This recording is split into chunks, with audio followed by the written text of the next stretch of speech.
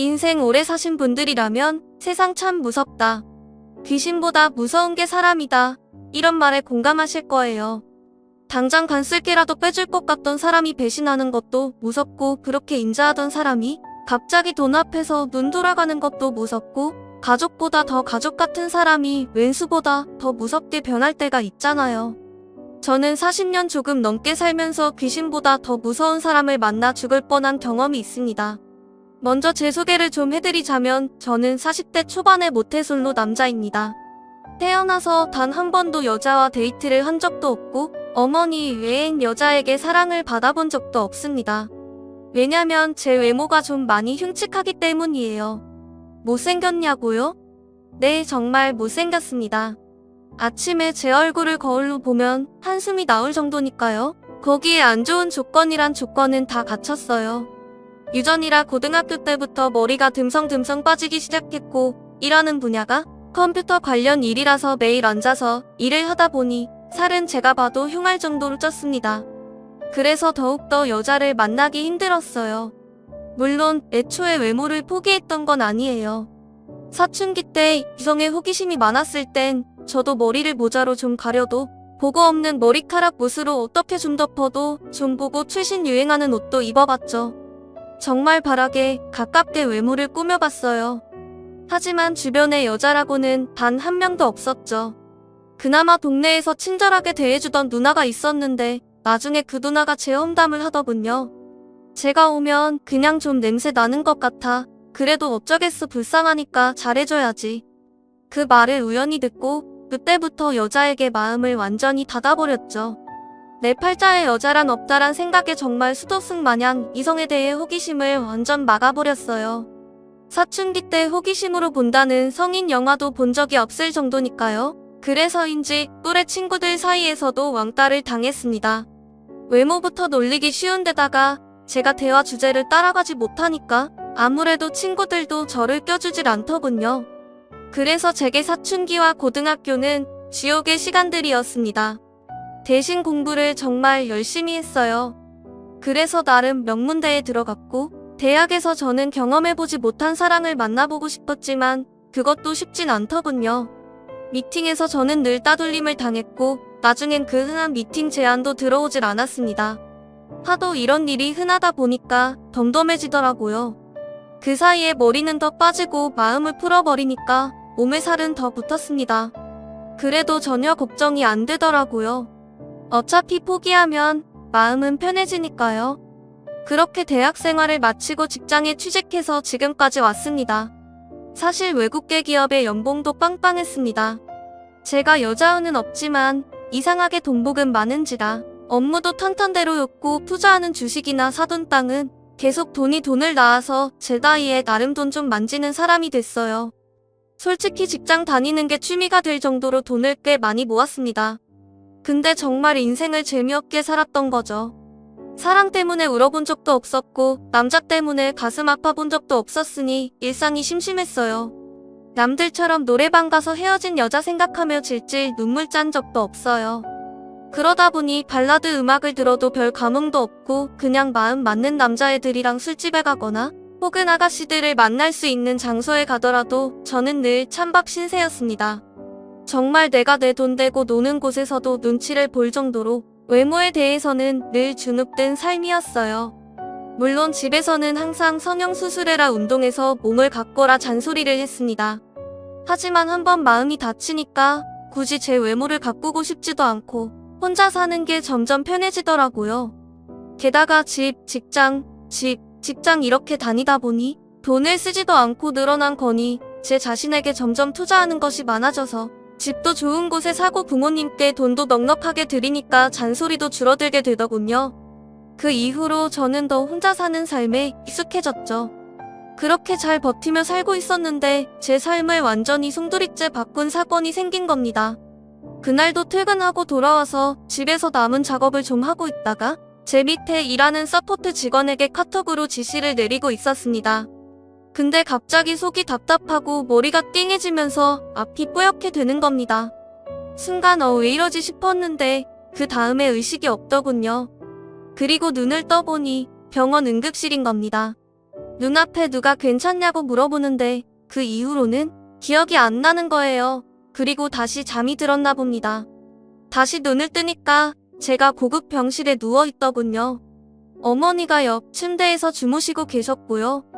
제 몸엔 온갖 링거와 치료제 같은 약물들이 덜렁덜렁 매달려 있는데 도대체 영문을 모르겠는 겁니다. 그래서 힘겹게 소리를 쳤더니 주무시던 어머니가 일어나시더니 의식이 돌아왔다며 좋아하시는 겁니다. 그래서 자초지종을 물었죠. 알고 보니 제가 일하던 도중 뇌출혈로 쓰러졌다는 거예요. 다행히 심각한 수준은 아니었지만 만약 계속 방치했으면 사망에 이를 수도 있었다는 겁니다.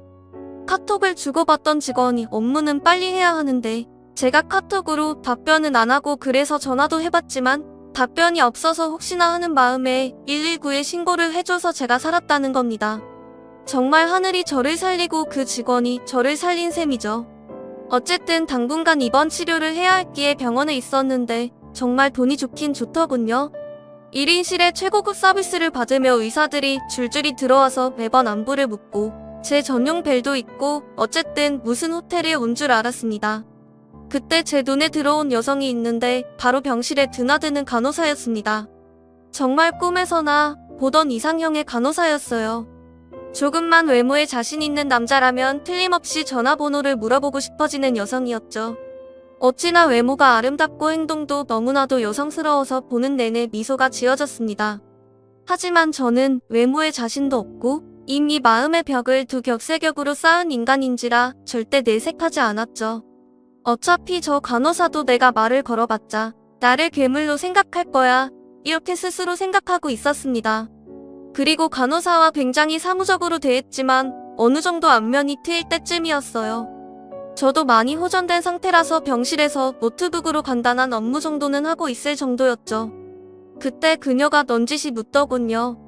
혹시 아버지가 재벌이세요? 뜬금없는 질문에 무슨 말이냐고 물었더니 그녀가 간호사들끼리 내기를 했다는 겁니다. 하루 병실값이 엄청 나오는 곳을 이렇게 오랫동안 쓰는 걸 보면 재벌가 아들이거나 아니면 로또 맞은 사람일까라는 거예요. 하긴 제가 생각해도 간호사들이나 의료진들이 그렇게 생각할 수도 있을 것 같더군요. 최고급 병실에 계속 눌러앉아 있지 그렇다고 졸부마냥 갑질하는 것도 아니고 매일 노트북으로 뭔가 두들겨대고 누군가에게 전화로 지시를 내리니까 재벌 2세나 3세 정도로 보일 수도 있었겠죠. 그 말을 듣고 웃음이 픽탁 나오는데 그녀가 더욱더 사랑스럽게 보이더군요. 그래서 아닙니다. 저는 자수성가한 사람이에요. 이렇게 짧게 대답하고는 하던 일에 몰두했습니다. 그런데 그 이후로 자꾸 그녀가 눈에 들어오더군요. 그리고 그걸 의식하기 시작하니까 그녀의 행동 하나하나가 의미 있게 느껴지는 겁니다. 그냥 윙건호로 온 건데도 날 보러 온 건가? 혼자 망상에 빠지기도 하고 중간에 관광 체크하러 올 때도 괜히 거울을 한번 보며 그녀를 기다리게 됐습니다. 그런데 더욱 결정적이었던 건 어머니가 그녀를 좋게 보시더라고요. 은근히 그 말을 들으니까 그녀에게 용기를 내보고 싶어졌습니다. 어릴 적 동네 누나에게 고백할까 말까 고민한 이후로 두 번째로 여자에게 데이트 신청을 할까 말까 고민한 순간이었죠. 그래서 간호사 그녀가 온 순간에 은근히 물어봤습니다. 보통 일 끝나고 뭐 하세요? 그녀는 대수롭지 않은 표정으로 피곤해서 집에 가서 잔다고 하더군요. 여자를 좀 만나봤거나 용기 있는 남자 같으면 나중에 저랑 식사라도 할래요? 이런 식으로 대화를 이어갈 텐데 저는 용기가 없어서 그녀가 피곤해서 잔다는 말에 네 하고 아무 말도 못했습니다. 그런데 그녀가 답답했는지 갑자기 왜요? 퇴원하면 저 맛있는 거라도 사주시게요? 이러는 겁니다. 그 말을 듣는 순간 저도 모르게 기뻐서 네라고 대답을 했습니다. 누군가가 먼저 밥을 먹자는 제안, 그것도 짝사랑하던 이상형의 여인이 먼저 밥을 먹자고 하니까 세상을 다 얻은 기분이었습니다. 그렇게 점점 그녀와 가까워졌고 제 삶에도 희망, 긍정, 기쁨, 행복 이런 단어가 찾아오더군요. 그렇게 그녀와 저는 병실 데이트를 몰래 이어갔습니다. 아주 짧지만 그녀가 잠시 병실에 들리면 이런저런 이야기도 나누고 퇴원하고 어디 갈까 계획도 세웠죠. 물론 정상적인 연인들처럼 알콩달콩 데이트를 한 것이 아니라서 조심스럽게 나중에 뭐 하자 이런 간단한 대화였지만 적어도 그녀가 저를 싫어하진 않는다는 걸 알았으니까 저에게 너무나도 기쁜 순간들이었습니다. 그렇게 시간이 흘렀죠. 의사가 퇴원하란 말만 없었으면 병원에서 평생 살고 싶었지만 일단 병실을 나왔습니다.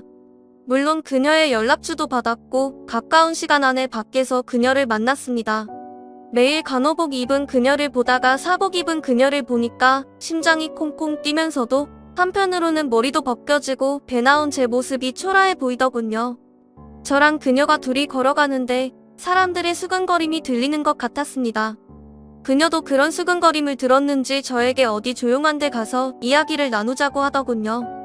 그렇게 조용한 카페에 들어갔고 처음으로 정말 진지하게 이야기를 나눌 수 있었습니다. 그녀의 어머니는 신장에 문제가 있어서 아프시고 아버지는 사업가였지만 사업이 망한 후 집안 사정이 어려워서 그녀가 거의 가장 노릇을 하고 있다는 겁니다. 매일매일 무료하게 병원 생활을 하며 지냈는데 그녀가 나타나서 간호사들 사이에서 제 정체가 나름 이슈가 됐었다는 거예요. 그래서 자기가 용기를 내어 물어봤고 이렇게 만나게 됐다는 거죠. 그 말을 들어보니 나도 누군가에게 관심을 받을 수 있다는 게 신기하기도 하더군요. 그래서 그날 첫 만남 때 제가 아는 모든 정보를 다 동원해서 최고급 풀코스로 그녀를 즐겁게 해줬습니다. 가장 전망 좋은 레스토랑에서 식사를 했고 가장 좋은 와인으로 그녀의 입을 즐겁게 해줬습니다. 최고급 차로 그녀를 집에 데려다 줬고요. 그녀는 부담스럽다 하면서도 내심 좋아하는 눈치더군요. 그래서 헤어질 때쯤 용기를 내서 물어봤습니다. 근데 저랑 계속 만나주실 건가요? 그러자 그녀는 말없이 고개를 끄덕이더군요. 그렇게 우린 연인이 됐습니다. 제 인생에 단 한 번도 꿈꿔본 적이 없는 기적 같은 일이 매일매일 생기게 된 거죠. 그녀가 비번인 날엔 회사에 찾아오기도 했고 그날은 회사에 난리가 난 날이기도 했습니다. 회사 사람들이 이게 무슨 일이냐며 기겁을 했을 정도였죠. 하긴 그럴만도 했습니다. 매일 일만 하는 찐따 직원이 어디서 미스코리아 뺨치는 여자친구를 데려왔으니 회사가 뒤집어질 만도 했죠. 모두들 수군대고 저에게 와서 비결이 뭐냐고 묻는데 어깨가 으슥해지는 겁니다. 옛말에 아내가 이쁘면 처갓집 말뚝만 봐도 절을 한다더니 그 말을 실감하겠더군요. 저의 자존심을 높여주는 그녀를 위해 제가 못할 일은 없었습니다. 그리고 숨길 것도 없었죠. 제가 가진 모든 것을 보여주고 알려줬습니다. 그녀 역시 자신의 모든 것을 저에게 줬으니까요. 정말 행복한 순간이었습니다. 그래서 하루는 그녀에게 물어봤어요. 나도 얼굴 싹 고칠까? 근데 너무 안 어울리는 외모잖아 그랬더니 그녀는 제 얼굴을 하염없이 쓰다듬으면서 난 자기의 이 얼굴이 너무 좋아 다른 사람이 가질 수 없는 얼굴이잖아. 그래서 당신만이 가진 거고 그래서 나만의 사람이 될 수 있는 거잖아. 그러니까 외모 신경 쓰지 말고 이젠 건강에 신경 써 이렇게 이야기해주는데 스르르 간 녹을 남자가 어디 있을까요? 그 이후로 저는 그녀에게 더욱더 최선을 다했고 그녀가 하라는 것은 다 하게 됐습니다. 모르는 사람 눈엔 제가 그녀의 노예로 보였을 수도 있을 겁니다. 하지만 노예로 불려도 좋았어요. 저는 그녀에게 푹 빠졌으니까요. 그렇게 그녀와 만나게 된 후 2개월 정도 지났을까 그녀는 결혼을 빨리 하자고 하더. 저는 그녀에게 푹 빠졌으니까요. 그렇게 그녀와 만나게 된 후 2개월 정도 지났을까 그녀는 결혼을 빨리 하자고 하더군요. 좀 급한 감이 없지 않나 저는 좀 망설였습니다. 그랬더니 그녀는 자기가 왠지 마음이 변할 것 같아 이러면서 강하게 결혼을 밀어붙이는 겁니다. 저야 좋았죠. 이런 미인이 결혼을 밀어붙이니까요. 그래도 절차라는 게 필요하니까 양가 부모님을 만나야 한다고 했더니 그녀가 좀 많이 불편한 표정으로 말하더군요. 이야기했잖아. 엄마가 좀 몸이 좀 불편하셔서 아빠만 만나면 안 될까? 하긴 생각해보니 괜히 불편하신 예비 장모님까지 나오실 필요는 없겠더라고요.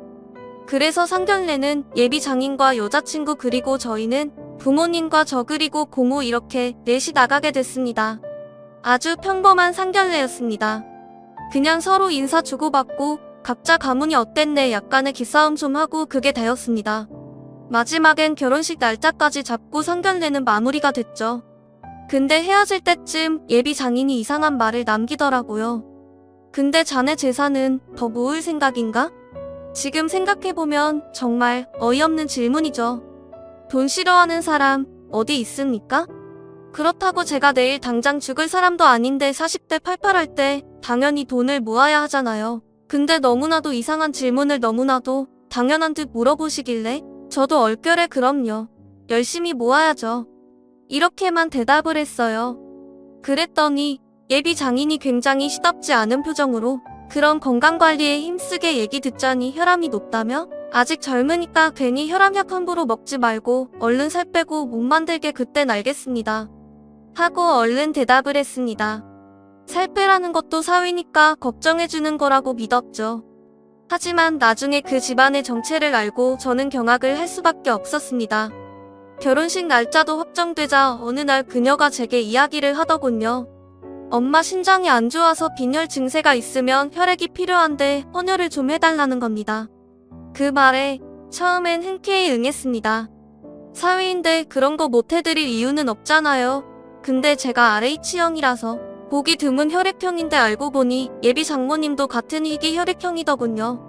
어쨌든 장모님을 위해 수혈을 해드렸죠. 그리고 결혼 준비를 했고 미리 혼인신고까지 마쳤습니다. 그런데 점점 뭔가 속는 기분이었습니다. 점점 아내가 결혼을 미루기 시작하는 거예요. 저는 무슨 소리냐며 발끈했고 저희 가족까지 나서서 그녀를 설득한 끝에 정해진 날에 결혼을 했습니다. 게다가 그녀는 결혼 전에 순결을 지키고 싶다고 해서 저는 끝까지 그녀를 지켜줬거든요. 그리고 신혼여행 가서는 피곤하다는 이유로 몸이 안 좋다는 이유로 자꾸 거부를 하는 겁니다.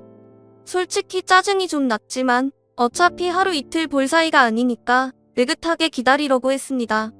그렇게 신혼여행 후 처가집에 들렀죠. 장모님이 좀 편찮으셔서 경기도 외곽의 작은 주택에서 장인 장모님은 거주하고 계셨습니다.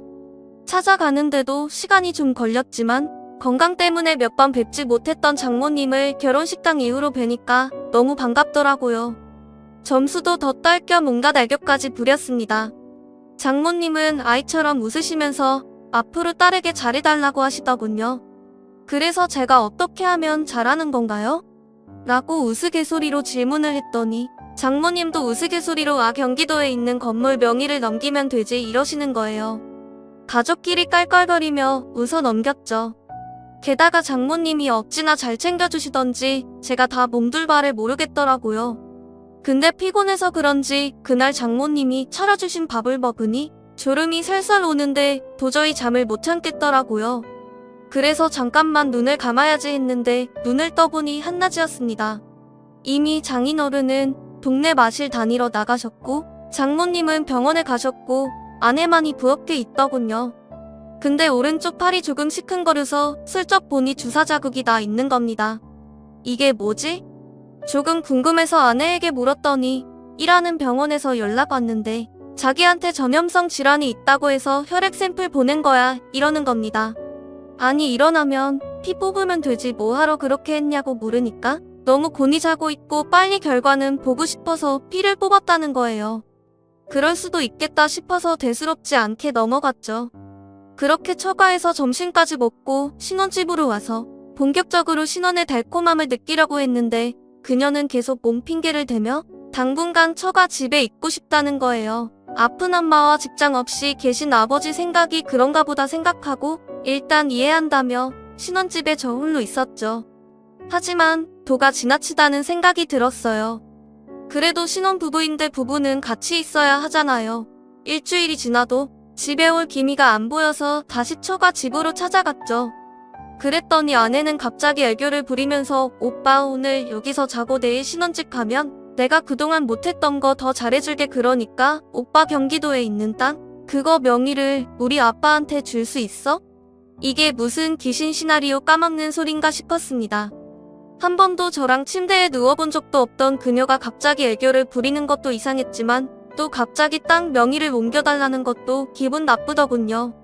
근데 장모님이 엄청 아픈 티를 팍팍 내며 이제 한 식구인데 어려운 처가 좀 살려주게나 그래야 우리 딸도 마음 편하게 같이 지낼 거 아닌가 이러는 겁니다. 아니 무슨 딸 가지고 장사하는 것도 아니고 평생 모은 돈으로 나의 투자 감각으로 사둔 땅을 누구 좋으라고 한 번에 땅 주인 명의를 넘기겠습니까? 조금 생각해 보겠다고 했죠. 장모와 장인 어른은 생각할 게 뭐 있냐며 다그치는데 엄청 불편하더군요. 그래도 끝까지 버티고 처갓집 방에서 잠을 청했습니다. 그리고 새벽쯤에 목이 말라 눈을 떴는데 살짝 열린 방문 틈으로 아내와 장모님의 대화 소리가 들리는 겁니다. 아내는 굉장히 짜증난 목소리로 아 진짜 이 짓도 못 해먹겠어. 저 인간 얼굴 보는 것도 이젠 역겨워서 못하겠다고 어떻게 해야 할지 모르겠다니까. RH 혈액형이라서 엄마한테 도움이 될까 했더니 수혈도 안 되는 피에다가 돈 많은 돼지 주제에 죽으면 돈 싸질머지고 갈 것도 아니면서 엄청 돈도 안 쓰고 아우 짜증나 그랬더니 장모님은 아내를 달래면서 나중에 살살 꼬셔봐. 내가 봐도 오늘은 좀 급한 것 같구나. 피는 어쩔 수 없고 그러면 돈이라도 뜯어내야지. 그냥 딱 한 번 눈 감고 참어. 저런 애들은 저같이 미인 보면 사족을 못 쓰니까 땅이나 건물 하나만 알차비기로 받아내. 그러자 아내는 주사기를 만지작거리더니 아 얼굴만 보면 그냥 확 어떻게 해버리고 싶어. 그 말이 너무 섬찟해서 다리가 부들부들 떨리더군요. 혹시나 해서 핸드폰으로 소리를 녹음했습니다. 기분 같아선 방문을 열고 나가서 모녀 싸다구를 날려버리고 싶었지만 이렇게까지 치밀한 여자들이라면 무슨 짓을 할지 몰라서 안 되겠더군요. 몰래 창문을 열고 베란다 쪽으로 도망치려고 하는데 베란다 쪽 창문은 열었는데 방충망이 열리지 않는 겁니다. 억지로 뜯어내서 부드득 소리가 나더군요. 그때 아내와 장모님이 소리를 듣고 방으로 들어오는데 저는 방충망을 뚫고 신발도 제대로 신지 않은 채 차를 타고 불이 나게 도망쳤죠. 멀리서 아내가 저를 부르는 소리가 들렸지만 저는 무조건 차를 타고 도망쳤습니다. 그리고 차 안에서 녹음한 걸 대충 들어보니 자세하게 들리진 않지만 적어도 모녀가 저에게 짜증을 내는 뒷담화 내용과 명의를 돌리고 이혼하자는 내용은 어느 정도 들리더군요. 계속해서 아내에게 전화는 왔지만 받질 않았고 아는 변호사 친구를 새벽에 찾아가서 물어봤죠. 이혼 사유가 될 수 있다는 겁니다. 사기 결론이 명백했으니까요. 그래서 다음날 바로 이혼 소송을 걸었죠. 아내는 무슨 소리냐 농담이었다. 너무 집안이 어려워서 하소연을 한 것뿐이라고 변명을 했지만 저는 그날 두 모녀가 나눈 무서운 대화가 귀가에 맴돌아서 무조건 이혼을 해야겠다고 설명했습니다. 그러자 아내는 신혼집의 반을 자기에게 넘겨달라고 합의 요청을 하더군요. 저는 헛소리하지 말라고 무조건 거부했습니다. 사실 그녀는 정말 옷만 들고 왔거든요. 은밀히 말하면 세탁기 한 대와 자기 옷만 들고 왔습니다. 저는 제 돈을 1원도 줄 수 없다고 이야기한 상황이고요. 정말 피까지 뽑아주고 돈도 다 주려고 했는데 이렇게 남자의 순정을 울린 그 집안 사람들을 도저히 용서할 수가 없습니다. 처음에 말씀드린 대로 정말로 세상에 가장 무서운 게 사람인 것 같습니다. 저의 긴 글을 읽어주셔서 감사합니다.